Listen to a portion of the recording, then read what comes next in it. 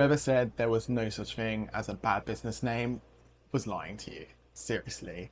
I know this because after 10 years of having the same business name, I decided to completely uproot my business and change it. In this video, I'm going to share with you how to decide whether it's time to change your business name and how to avoid those same mistakes that I made. Stick around right to the end and find out what my biggest lesson is. Let's get into this. Great, you've come up with your business idea. Now the fun part starts. What are you going to call it? How are you going to come up with a name? That was the dilemma that we were facing when we first came up for our plant-based ice cream store back in London over 10 years ago. We were doing something different. It was not like traditional ice cream. We're using fruit bases, and we wanted a name that was descriptive. Descriptive names are often the most powerful names because the name does a lot of work. It tells customers what you're doing, what you're making, and it bridges that gap so customers don't have to think, hey, what is this? So we decided to call it Frozen Fruit Co. At the time, it seemed like a really good name. We had a good design. I really liked it. It was pretty descriptive because we were using fruit-based flavors, and that's how most founders go about to picking a name. You look at what you're doing and you come up with something descriptive.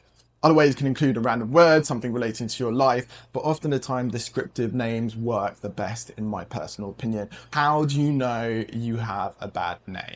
You'll learn pretty quickly whether your name is working or not, because if you're doing anything where you're the face of your business or you're interacting with customers, you will know if this is causing an issue. So when we started being called Frozen Fruit Co, it worked as soon as we were kind of doing fruit-based flavors.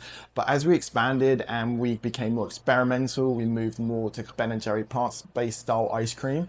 The issue became people just didn't understand what we were doing. People couldn't remember the name of the business. They were called Frozen Fruit. We were never called Frozen Fruit Co. People really struggled to remember what it was. And for new people coming in and trying it, we had to spend a lot of time describing what the concept was. So the scripted name wasn't being descriptive. The second way is, and this is more of a personal test, is I want you to imagine you're talking to someone random that you've never met before. And this actually happened to me. I was at the passport office getting my daughter a new passport and struck up a conversation with someone next to me. Naturally, conversation came up. Hey, what do you do? I said, hey, I run a plant-based ice cream store in Santa Monica with my wife. And immediately led to the question, oh, that sounds great. What's it called? And at this point, I literally shriveled up inside and I was like, Frozen Fruit Co. I was embarrassed to say what the name was, and that response was validated by the person I was talking to, who immediately was like, Frozen what? They just didn't get it. And this is a really great test.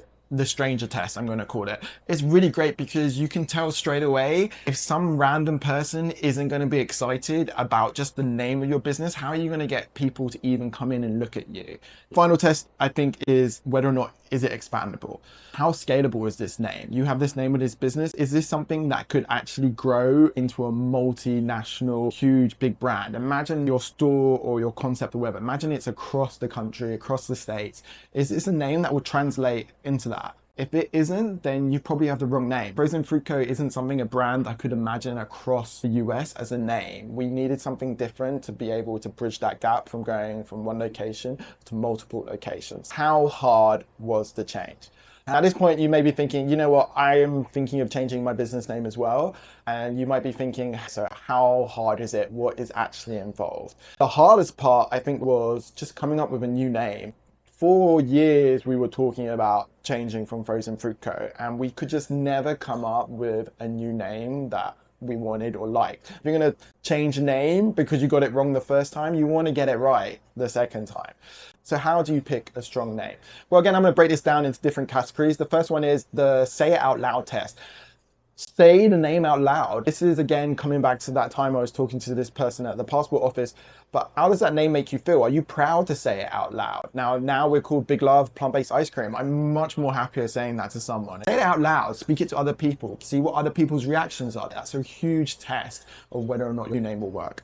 Make the name memorable. How easy is it to remember? Frozen Fruit Co. again was very descriptive of what we were doing, but it wasn't memorable. People were coming in and customers were, oh, Frozen or Fruit Co. or fruit. People just, it wasn't sticking in people's mind. So ask yourself, how easily are people even remembering your name? And the last one is a customer test. If you're thinking about changing your name, you're probably up and running and you have a customer base already, reach out and ask your customers. We put up surveys in the store. I reached out to customers. I constantly ask questions. I asked customers to come up with a new business names. One of them was Coco Dreamery. The other one was Big Love. So if you're thinking of changing your name, you probably already have a customer base which you can test on, and they will understand your name the best because they're the ones buying from you. The cost of change and how long did it take? So to change our name, date, we changed it in February 2026. The process took about 3-4 months once we had decided on a final name. Total cost so far is just over $4,000. That was a graphic designer, new decals for the store, labels, updating website. Those were the main costs involved. We're in California, so we had to do a new DBA. That took some time for filing. The one thing we haven't changed yet, and is the biggest cost, is we have a big sign above the store which says Frozen Fruit Co. That is our biggest cost. They cost $10,000 to $15,000. We're holding off on changing that because, well, it's a big cost to change, but also we don't want people to get confused that it's a completely different shop owned by different owners. Nothing's changed, it's just a new name, but that will eventually be changed. So this is me outside the store. So I wanted to show you what it looks like now with the new sign and our old sign so you get an idea. So that's the storefront there. We have our Big Love, but we still have our Frozen Fruit Co sign up there. That is the biggest cost involved in changing the name in the business. Eventually we'll do it, but it's kind of a good in-between balance. It's not as hard as you think. There is administrative work, but I would say ease your way in and make sure you're still letting people know it's the same business. So using formally for a period so people still understand that transition. But overall, pretty small. Cost really wasn't that much, $4,000 at the moment before we changed the sign on top. What is the biggest lesson from this? So right now you might be watching this and be thinking, hey, I'm thinking I don't have the great business name, or I want to change my business name.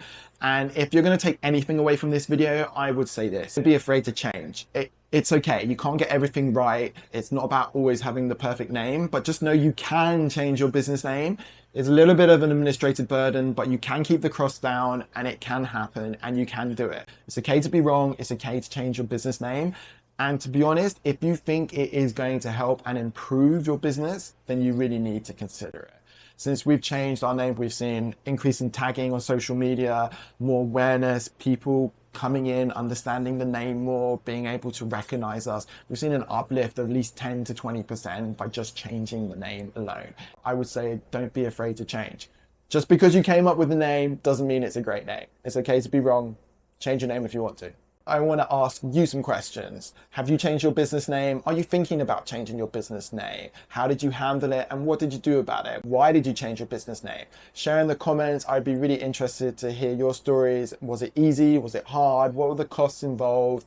And why did you do it? I would love to hear those stories. And if you want to follow along, every week I share real business, real lessons on this channel. If you like this video, I really watch my latest video, which is about 3 reasons why your business may fail and how to avoid them.